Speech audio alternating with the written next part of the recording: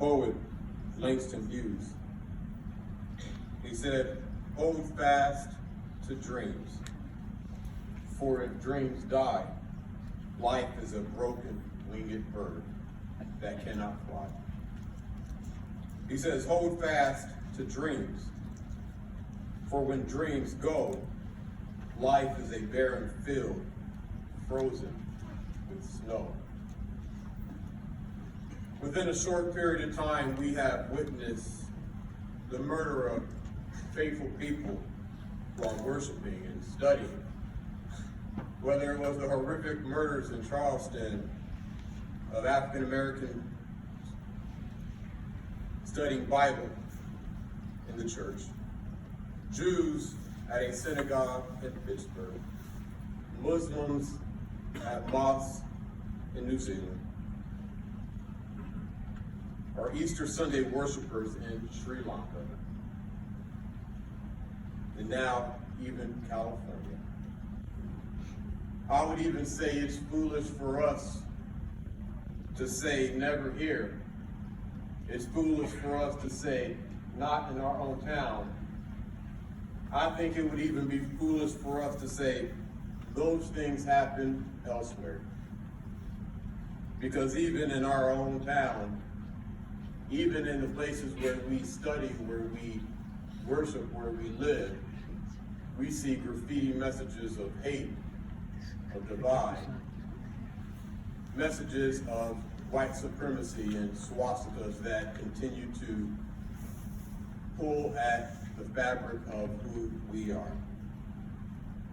And so all of this lately has me reflecting on those words from Brother Hughes.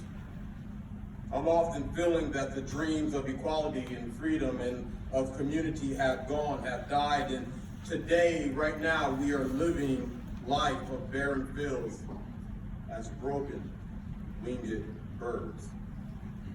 And when I lament the loss of these hope-filled dreams, dreams in which our mutual love, support, and recognition of our common humanity were to create a deeper intimacy with each other in spite of and because of our diversity. When I lament this loss, I grow silent, thinking to myself, what can I do? How can change start with this man in the mirror? How can I live as an effective model of hope in a world where dreams are constantly, violently gunned down? And in fact, my brothers and sisters, I grow even more silent at my constant lack of effective answers. And then I'm jarred. I'm awakened. I'm reminded of the words of the great leaders of our times that says, our lives begin to end the day we become silent about things that matter. And in the end, we will remember not the words of our enemies, but the silence of our friends. And I don't know how to meaningfully impact lives in California, Pittsburgh, Sri Lanka, or halfway across the world, but I do know how to stand alongside of love. I do know how to paint the world the way I think it should be. I do know how to come up from the silence and speak words of hope that will encourage all of us, to encourage me to remain hopeful in times of despair. James Baldwin would have us reflect on these words as we march for love against hate. He would have us reminded that love does not begin and end the way we seem to think it does. He says that love is a battle. Love is a war. Love is a growing up. The march today should jar us awake and have us in our own minds, in our own homes, in our own way, continue to grow up.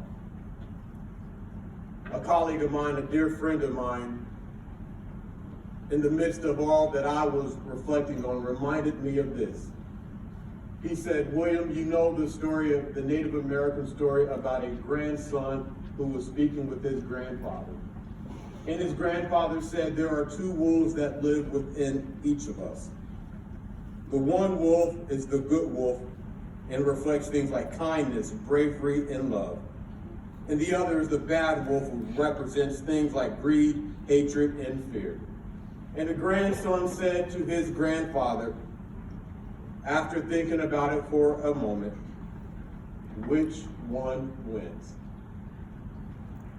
And the grandfather quietly said, to me, to you, to us here today in this town of Westfield, in this temple, the one in which you feed. Our brothers and sisters, in your homes, in our schools, in our places of worship, in our community, what are we feeding?